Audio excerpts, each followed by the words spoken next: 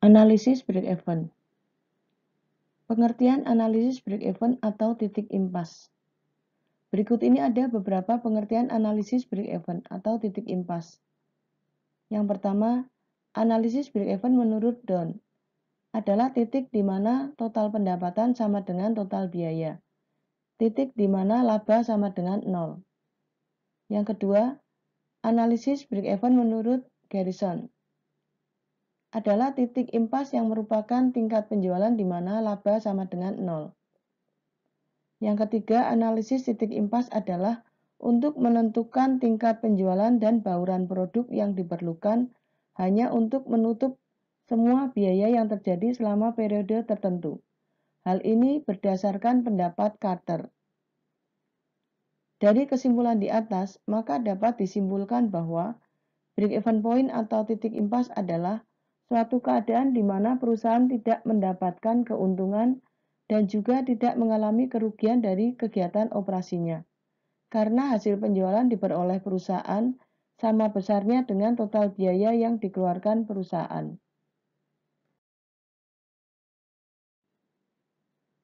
Tujuan analisis break-even point. Tujuan dari titik impas atau break-even point menurut Patricia adalah menjadikan manajer perusahaan dapat mengindikasi tingkat penjualan yang diisyaratkan agar terhindar dari kerugian dan diharapkan dapat mengambil langkah-langkah yang tepat untuk masa yang akan datang.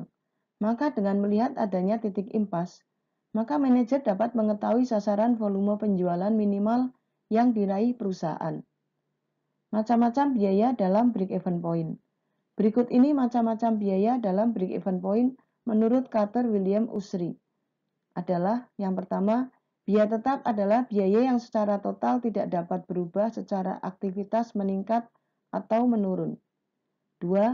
Biaya variabel adalah biaya yang secara total meningkat secara proporsional terhadap peningkatan dalam aktivitas dan menurun secara proporsional terhadap penurunan dalam aktivitas. Berikut adalah contoh rumus-rumus yang dipergunakan. Break-even dalam satuan sama dengan biaya tetap dibagi margin persatuan barang, atau biaya tetap dibagi harga jual persatuan dikurangi biaya variabel persatuan. Break-even dalam rupiah sama dengan biaya tetap dibagi margin income ratio, atau MIR. MIR sama dengan hasil penjualan dikurangi biaya variabel dibagi hasil penjualan, atau MIR sama dengan hasil penjualan dibagi hasil penjualan dikurangi biaya variabel dibagi hasil penjualan, sama dengan 1 minus biaya variabel dibagi hasil penjualan. Jadi break-even dalam rupiah sama dengan biaya tetap dibagi 1 minus biaya variabel penjualan.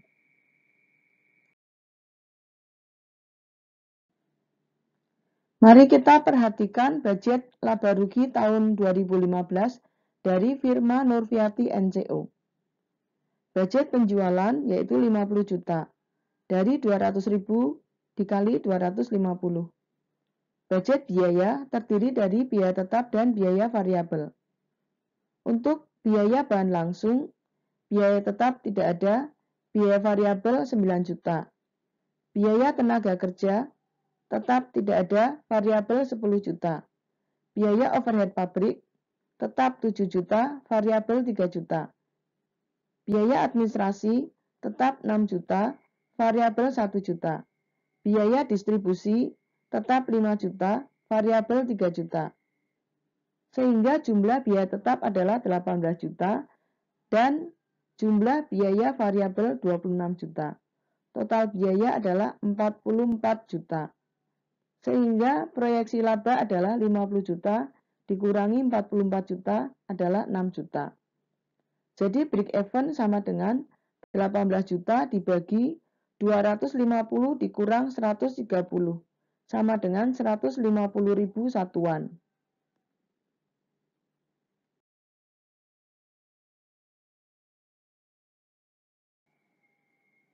Mari kita perhatikan gambar sebelah 1, yaitu gambar analisis titik break even point. Garis merah merupakan garis hasil penjualan.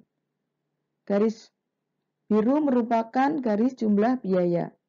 Garis kuning adalah garis biaya tetap, di mana garis ini berbentuk mendatar.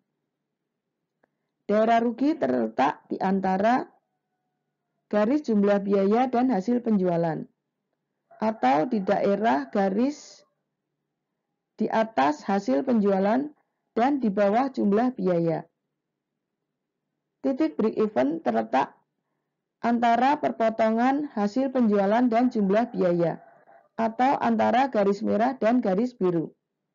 Daerah laba terletak di antara hasil penjualan dan jumlah biaya, yaitu di bawah hasil penjualan dan di atas garis jumlah biaya. Biaya variabel terletak di antara garis kuning dan garis biru, yaitu garis biaya tetap dan garis jumlah biaya.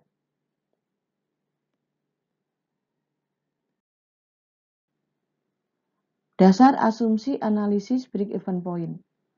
Dunia bisnis yang senantiasa bergejolak, kemungkinan pola-pola perilaku biaya non-linear, dan ketidakpastian masa depan.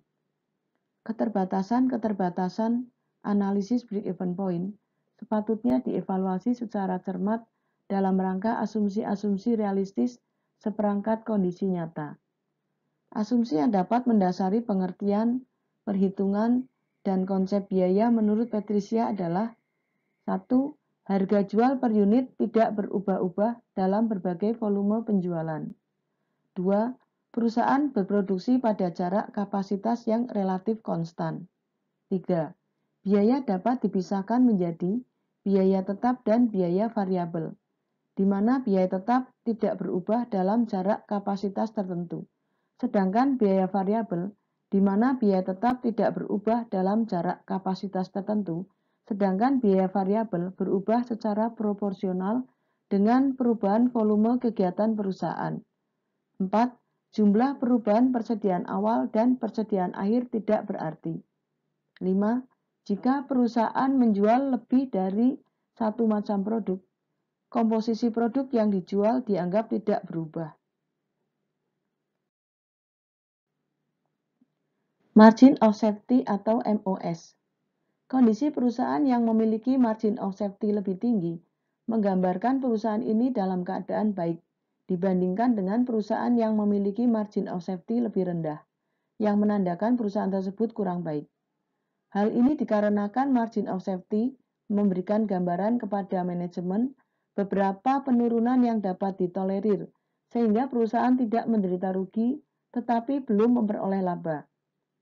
Maka menurut Halim, menyatakan bahwa margin keamanan adalah selisih antara rencana penjualan dalam unit atau satuan unit dengan impas dalam unit atau satuan unit penjualan.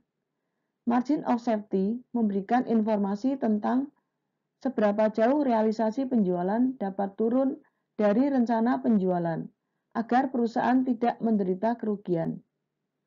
Penurunan realisasi penjualan dari rencana penjualan maksimum harus sebesar margin of safety agar perusahaan tidak menderita kerugian.